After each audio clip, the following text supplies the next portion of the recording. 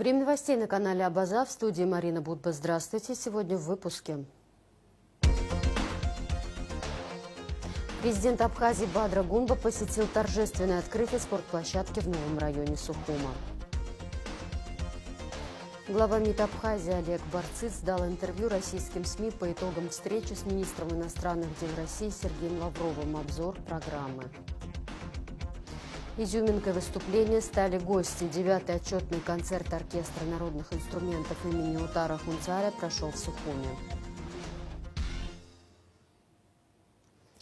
Президент Абхазии Бадра Гунба посетил торжественное открытие спортплощадки в новом районе Сухума. Строительство началось в феврале этого года, общая стоимость 19,5 миллионов рублей.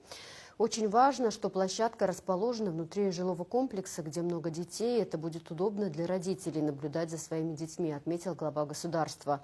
На площадке можно будет играть в волейбол, баскетбол и футбол. Спортивная площадка в новом микрорайоне построена в рамках договоренности президента Бадры Гунба с российскими коллегами. Подобных площадок по всей республике будет 12. Уже готовы к сдаче в эксплуатацию 4 спортивных площадки. Об этом сообщает пресс-служба управления капитального строительства. Мы находимся на одном из 12 объектов, которые будут подарены Республике Абхазия от общественной организации «Россия молодая» в рамках договоренности Бадры Зурабовича с правительством Российской Федерации. Оказывается помощь в создании таких замечательных спортивных комплексов, и в соответствии с договором будет реализовано 12 аналогичных мероприятий по всей республике. На текущий момент готовы к сдаче уже 4 объекта. Это здесь, по улице Аргунба, 17, в городе Гал, в городе Тварчал и в городе Ачамчира. Уже 4 готовых объекта, которые будут вводиться в эксплуатацию уже завтра. Мэр столицы Тимур Аграба отметил высокое качество работы строителей и заявил, что за эксплуатацию и обслуживание объекта будет отвечать администрация Сухума. Президента Республики Абхазия Бадра Зурабовича Гунба с российскими коллегами было принято решение о строительстве на территории Республики Абхазия более 15 спортивных площадок. Это футбольные, волейбольные, баскетбольные и воркаут-площадок. Сегодня мы находимся на открытии одной из таких площадок. На этой неделе еще 5 таких в городе будем открывать. Это очень важное событие. Здесь в таком густонаселенном микрорайоне очень много детей, которые действительно нуждались в таких площадках. Мы, администрация города Сухум, благодарим коллег из Российской Федерации.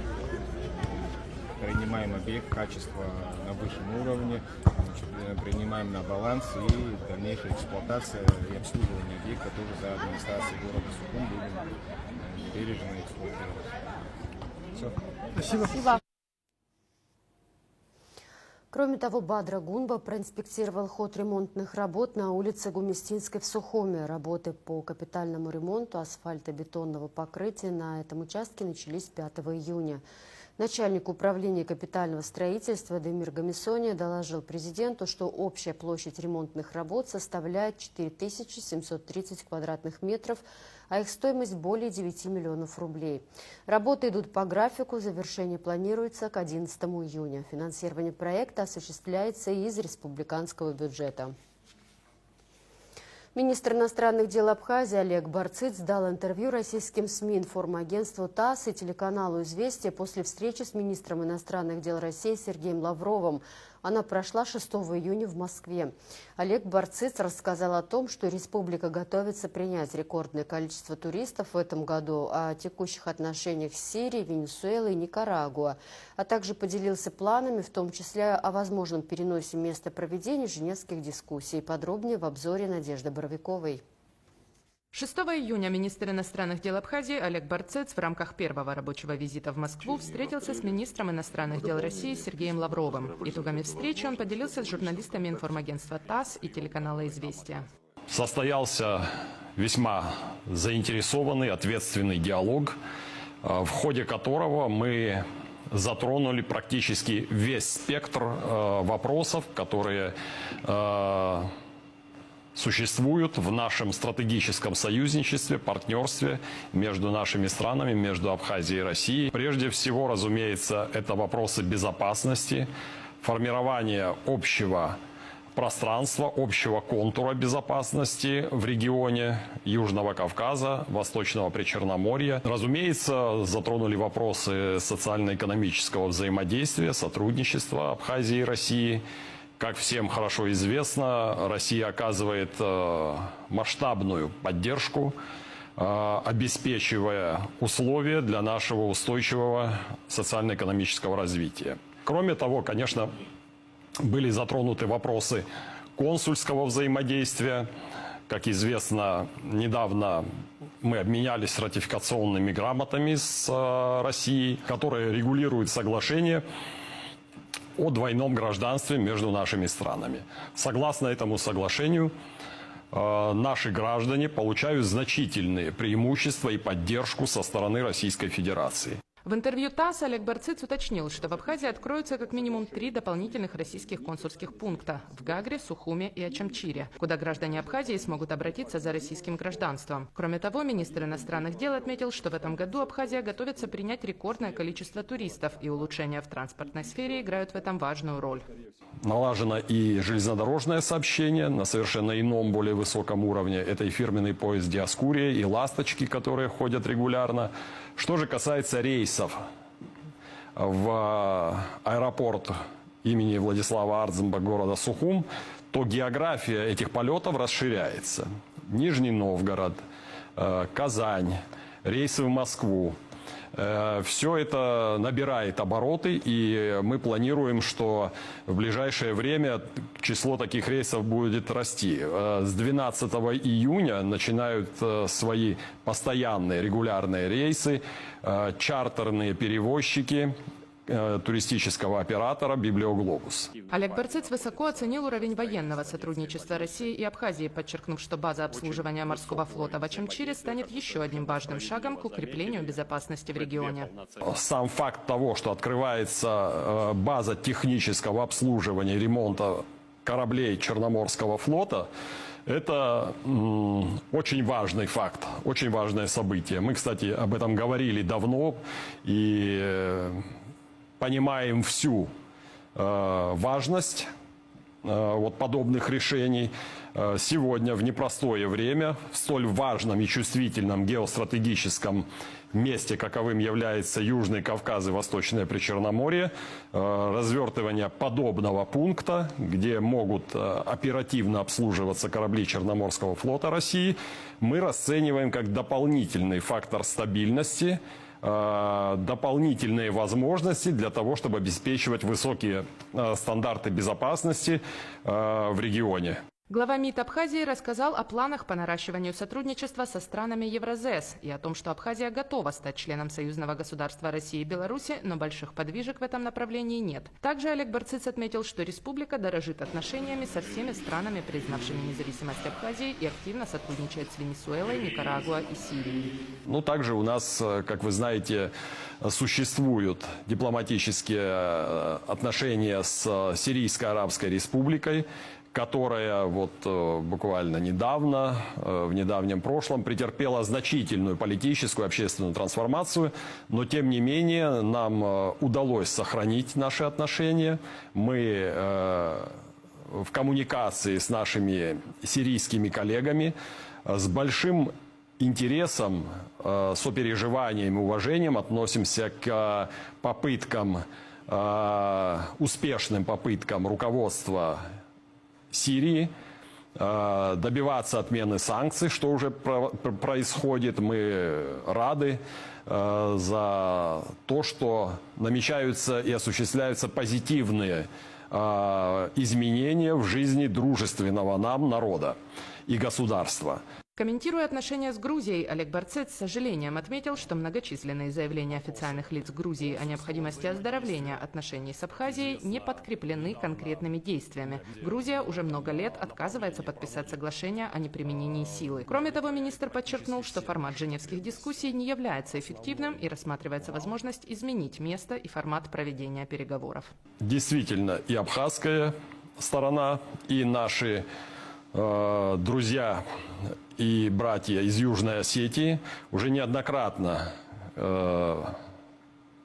подчеркивали возможность обозначения нашей позиции по переносу места проведения женевских дискуссий. Это обуславливается тем фактом, что в том числе принимающая сторона не демонстрирует объективности, равноудаленности зачастую, принимает позицию только одной стороны. Это, конечно, является существенным раздражающим фактором, и мы всерьез думаем о том, чтобы изменить место дислокации для проведения дискуссий женевского формата. Я сейчас сознательно не буду обозначать те места, те страны, которые могли бы оказаться для нас приемлемыми или предпочтительными, для того, чтобы с ними не началась превентивная работа наших оппонентов. Но мы всерьез об этом задумываемся. Дискуссии в Женеве между Россией и Грузией с участием Абхазии и Южной Осетии проводятся с 2008 года. Очередной 64-й раунд переговоров назначен на 25 и 26 июня. Надежда Боровикова, Абаза ТВ. Ключевая задача международных женевских дискуссий по безопасности в Закавказье – обеспечение прочной безопасности Республики Абхазия и Республики Южная Осетия через принятие Грузии правовых гарантий неприменения силы против Сухумы и Цхинвала, а также запуск процесса делимитации грузино-абхазской и грузино-юго-осетинской государственных границ и их последующей демаркации. Об этом говорится в сообщении МИД Российской Федерации по итогам встречи замминистра иностранных дел России Михаила Галузина с сопредседателями международных дискуссий по безопасности и стабильности в Закавказье. Встреча состоялась в рамках подготовки к планируемому на конец июня очередному раунду дискуссий. Печальная весть. Уроженец Абхазии Ахра Чанба погиб в зоне СВО. Чанба был военнослужащим 5-й мотострелковой бригады 51-й гвардейской общевойсковой армии Южного военного округа. Бойцы из Абхазии участвуют в специальной военной операции как в качестве военнослужащих российской армии, так и в качестве добровольцев. Ранее президент Бадра Гунба заявлял, что с начала СВО в зоне боевых действий погибли более 70 добровольцев.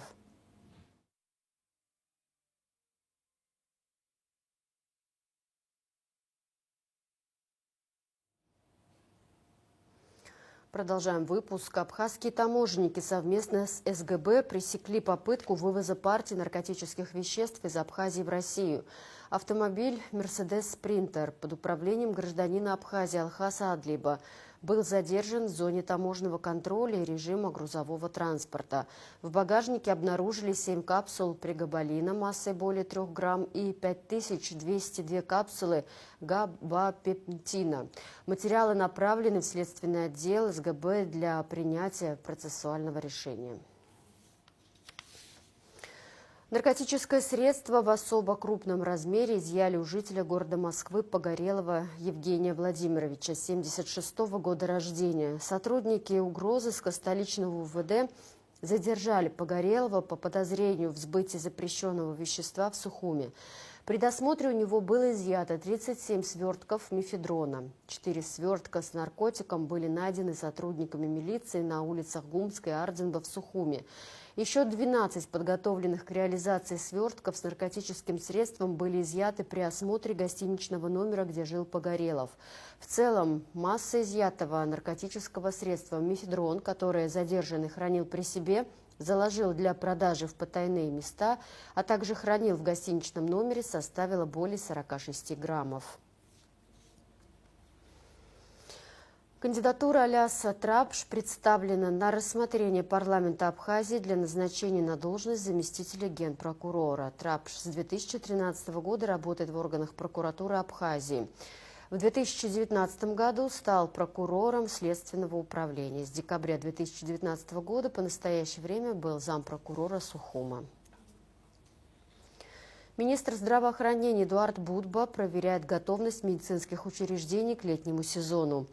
Главврач Гагарской ЦРБ Индира Арсали сообщила министру о том, что больницы обеспечены необходимым оборудованием, лекарствами и машинами скорой помощи, но при этом есть нехватка узкопрофильных специалистов. Глава Минздрава подчеркнул, что с Минздравом Российской Федерации обсужден вопрос командировки врачей в Абхазию сразу в несколько медучреждений. Такая практика у нас существует уже не один год. Коллеги из России помогают нам закрыть проблемные места в пик курортного сезона. Приезд врачей ожидается в ближайшее время, отметил Эдуард Будба. О готовности Гудаутской ЦРБ министру здравоохранения Эдуард Будба сообщил главврач Хаджарат Шамба. Он проинформировал о ремонте компьютерного томографа. По поручению президента Бадра Гунба деньги на закупку необходимых запчастей и проведение ремонта уже выделены. Медучреждение ожидает приезда специалистов. Томограф крайне необходим для такого большого района. Очень много людей нуждаются в данных исследованиях. Ремонт оборудования находится под личным контролем президента, отметил Эдуард Будба. Глава Минздрава также посетил больницы Нового Афона и Пицунды. Главврачи проинформировали о текущей работе лечебных учреждений. Участие Абхазии в интеллектуальной телевикторине «Умницы и умники» было пожеланием президента России Владимира Путина, отметил на встрече с министром просвещения Ханой Гунба автор и бессменный ведущий интеллектуальной телевикторины Юрий Вяземский. Российский писатель и философ рассказал об отдыхе, досуге, участии абхазской молодежи в интеллектуальном проекте. Подробнее расскажет Анастасия Никонова.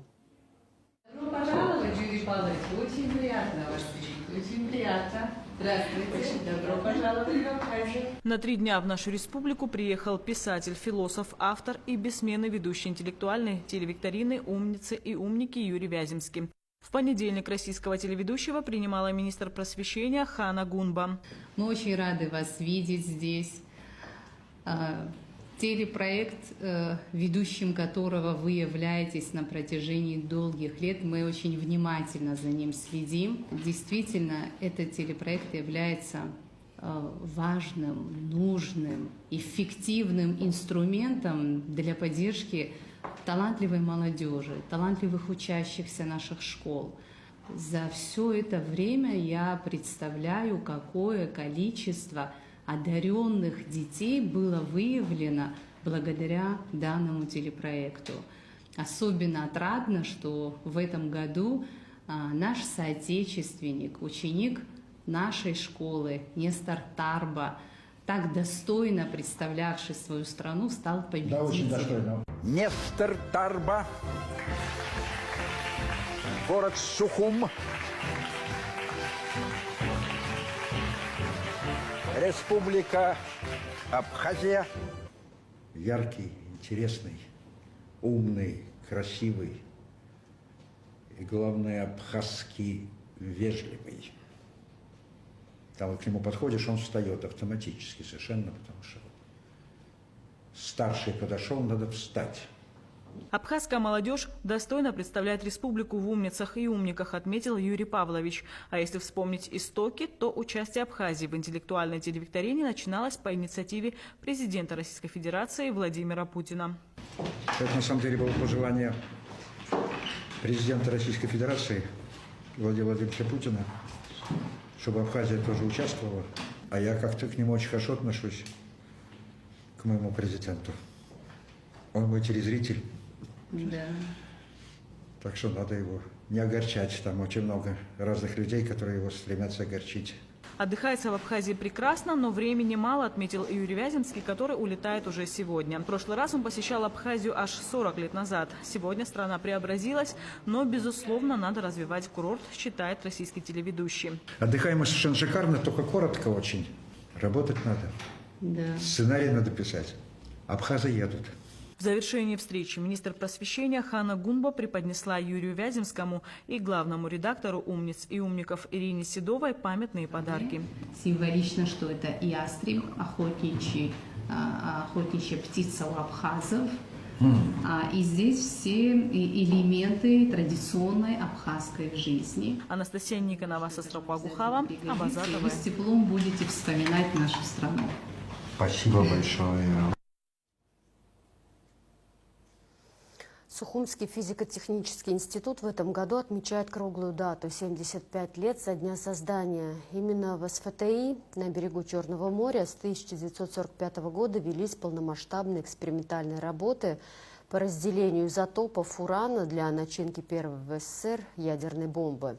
История института, начавшего свою работу с 2 секретных объектов, полна открытий и удивительных тайн, поражающих воображение, и творили эту историю на протяжении десятилетий люди, многочисленные сотрудники, ученые, по-настоящему посвятившие своей жизни науке.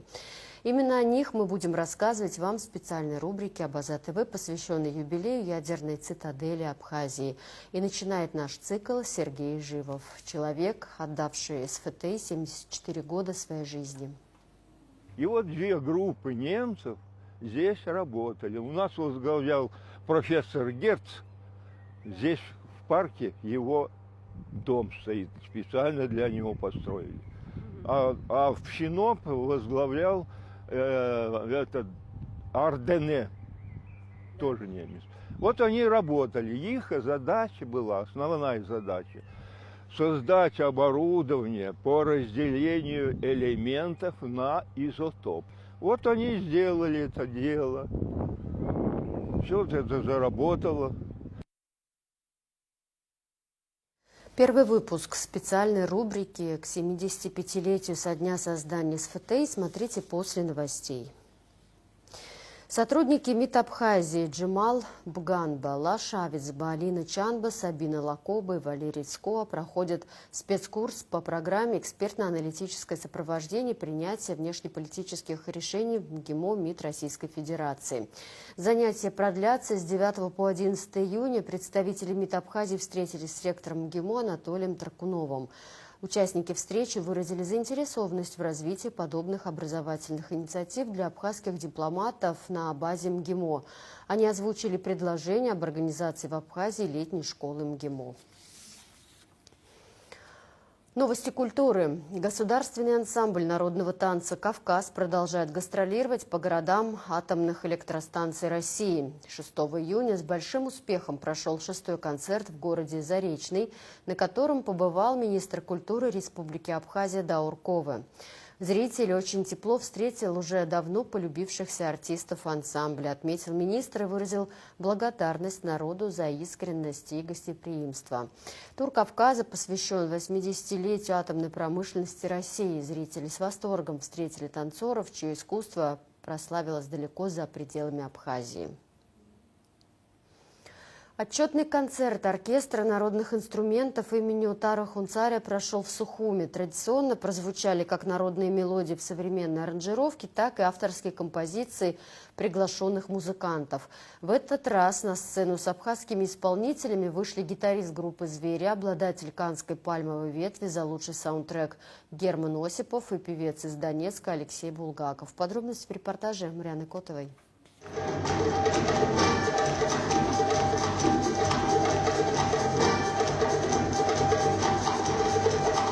Это 9-й отчетный концерт оркестра народных инструментов имени Утара Хунцария. Каждый год музыканты стараются сделать выступление особенным. В этот раз изюминкой были гости. На сцене Госпилармонии сыграл гитарист группы «Звери» Герман Осипов. Он обладатель Каннской пальмовой ветви за лучший саундтрек.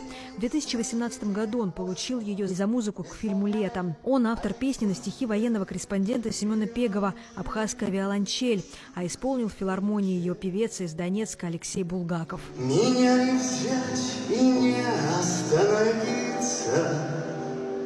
Во тьме звучит пронзительней, чем выстрел. Абхазская виолончель. И в этом... По словам Германа Осипова, стихи Пегова настолько самодостаточны, что сами диктуют ритм. Музыканту нужно его лишь уловить и оформить. Семен написал стихотворение об Абхазии, поскольку с этими местами он постоянно про них рассказывает, постоянно с большой любовью об этом говорит. И вот родилось стихотворение, на которое была придумана музыка, Леша ее спел, и, на мой взгляд, получился хит. Семен пишет преимущественно все-таки стихи, а не тексты песен. Но некоторые его произведения, они сами собой диктуют ритм и мелодию. То есть нужно просто ее поймать, и из этого получается хорошая песня. Как говорит Алексей Булгаков, для него исполнять песню про Абхазию с абхазским оркестром – большое удовольствие и огромная ответственность. Я вообще очень горд и рад стоять в одном строю на одной сцене с такими профессионалами своего дела, как оркестр имени Атара Хунцария. Это колоссальнейшая энергетика. Ну и вообще, в принципе, я второй раз уже в Абхазии, я много узнал, ну, относительно много о культуре абхазского народа и истории, поэтому я чувствую огромную ответственность, конечно, перед публикой. Музыканты оркестра народных инструментов познакомились с российскими коллегами в Донецке на квартирнике. Как рассказывает худрук оркестра Денис Аруха, там и было принято решение выступить вместе. Так скажем, мы с ними познакомились, как сам Семен говорил, на квартирнике в Донбассе, куда были приглашены Семеном Беговым. Вот. И сегодня они нас порадовали своей игрой тоже. По словам Дениса Аруха, каждый отчетный концерт они стараются сделать не похожим на другой, постоянно внося какие-либо новшества. Стараемся вот этот вот отчетный наш концерт сделать более насыщенным, более интересным, так как мы его проводим один раз, как говорится, в году, и мы стараемся сделать нашу публику. Сегодня, конечно, сложно удивить чем-то, но порадовать искусством музыкантов с других регионов России. Пока что России. Надеемся, что будет как-то по-другому тоже. Но вот как-то так. Всегда на концертах оркестра народных инструментов имени Утара Хунцария зрительный зал переполнен. В следующем году оркестр выступит с отчетом 10-й, юбилейный раз. Как говорят музыканты, зрителей ждет грандиозный концерт. Марианна Котова, Тимур Гугохия, Абаза ТВ.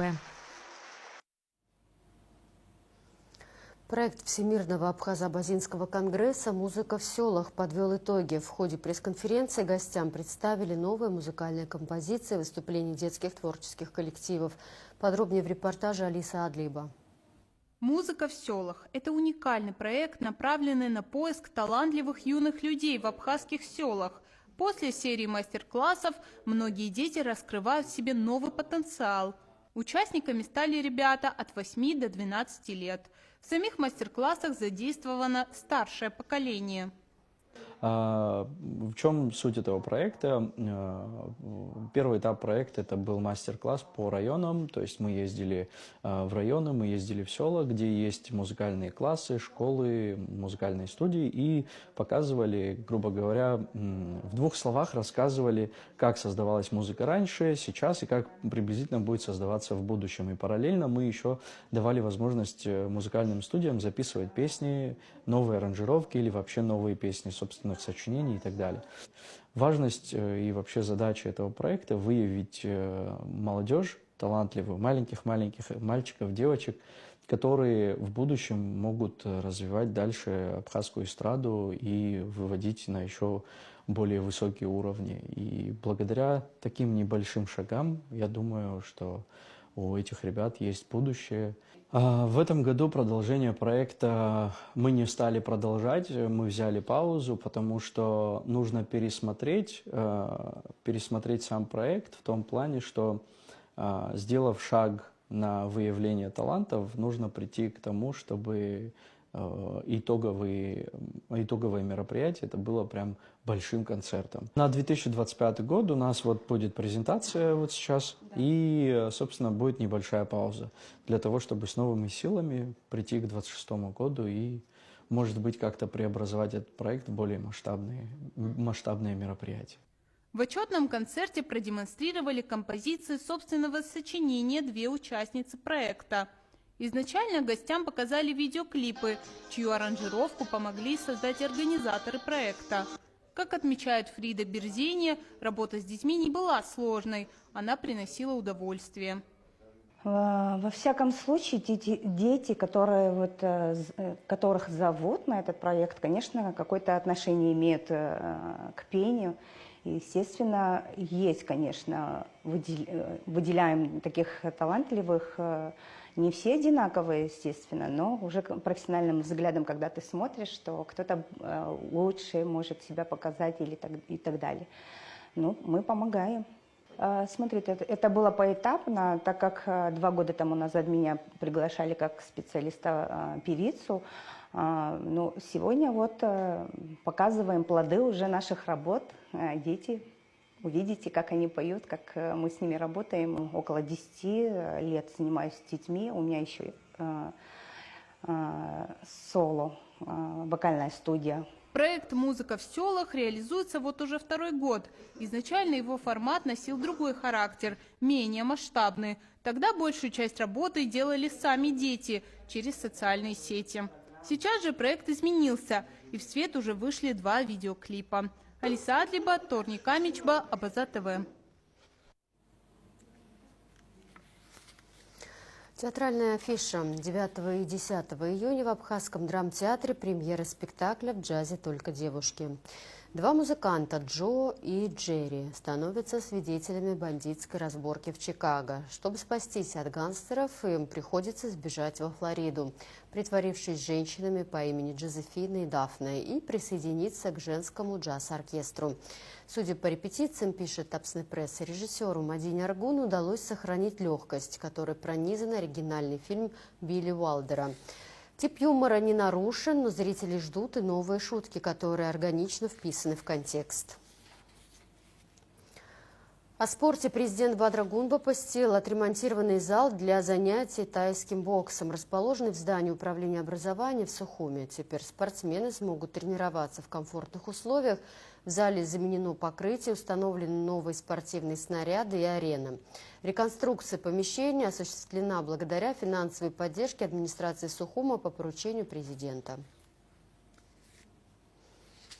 В Абхазии продолжается 18-я республиканская спартакиада школьников, крупнейшее состязание года для юных спортсменов. Одним из самых ожидаемых событий стал финал по футболу.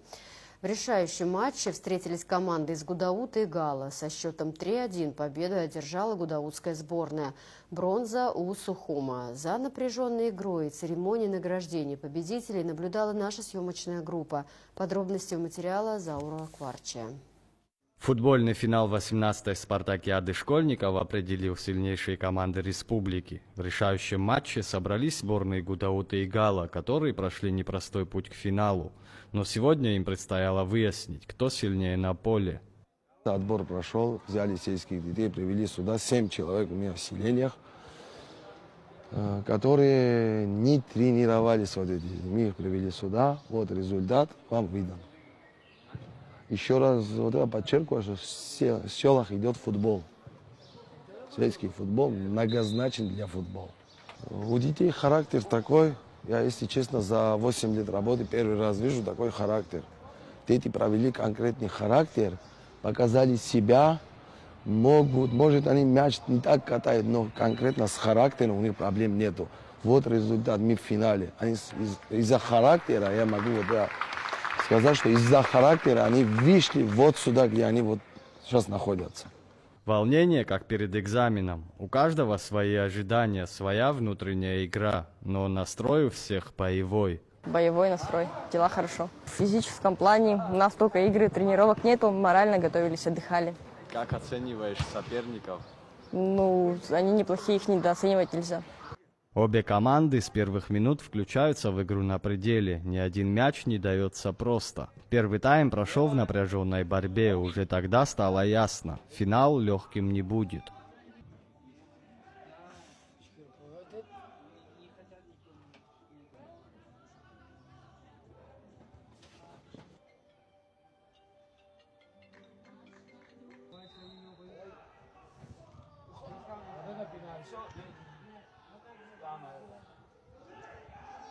Матч выдался зрелищным и напряженным. Равная борьба шла с первых минут. Однако в ключевые моменты гудаутская команда показала больше хладнокровия и сыгранности. Финальный свисток и победа со счетом 3-1.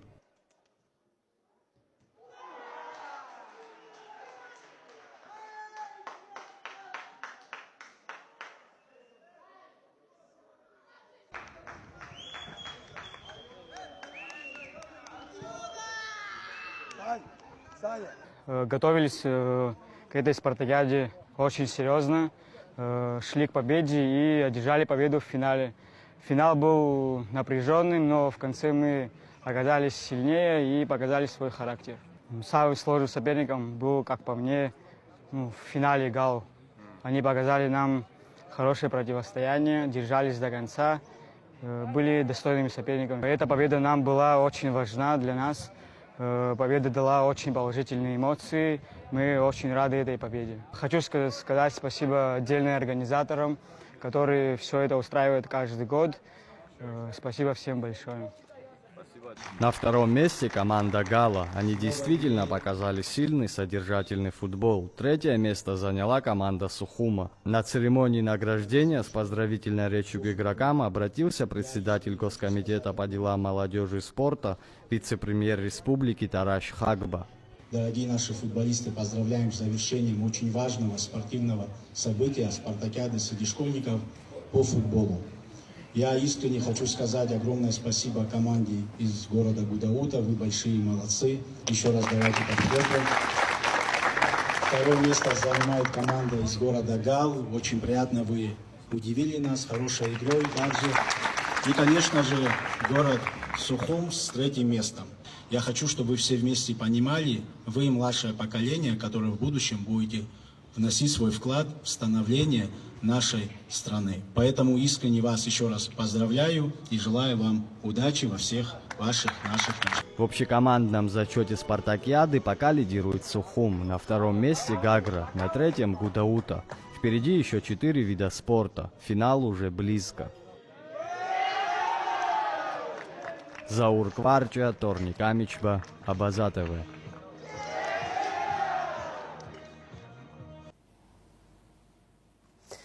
Лошади коневладельцев из Абхазии показали отличные результаты на скачках Краснодарского ипподрома в субботу, 7 июня. Жеребец Апсны Стихеиш Соа Шуба одержал победу на дистанции 1800 метров, а Стар Кахра Шуба занял почетное второе место в борьбе за большой спринтерский приз 1200 метров. Абхазские гимнастки заняли призовые места в турнире «Вдохновение лета» в Санкт-Петербурге. Они выступали в самой сложной категории А. София Адлиба, Сара Яновская и Полина Марченко взяли золото. Серебряные медали завоевали Алина Зенкина, Александра Кварацхели, Нита Казешникова. Бронзовые Кетя Кварчи, Элина Каланджан, Сабина Стамбулян. Спортсменок тренируют тренер-судья всероссийской категории мастер спорта Мария Якимова, мастер спорта Анастасия Бюйклян. Команда из Северной Осетии победила в 13-м международном чемпионате по волейболу памяти Эдуарда Пилия. В финале команда встретилась со сборной Абхазии Апсны-1 и одержала победу со счетом 1-3. Третье место заняли спортсмены из Карачаева-Черкесии. Всего в соревнованиях участвовало 6 команд из Северной Осетии, Карачаева-Черкесии, Луганской Народной Республики, Майкопа и 2 абхазские команды. А в завершении выпуска прогноз погоды.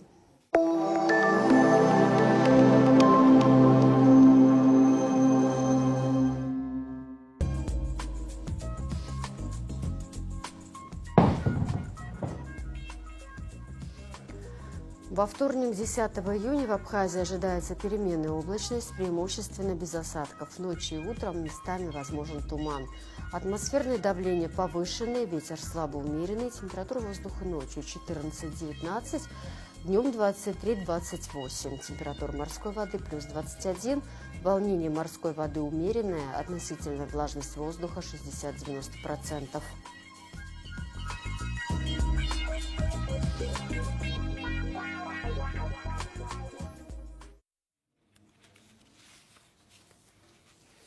На этом пока все. За развитием событий следите вместе с нами. До встречи.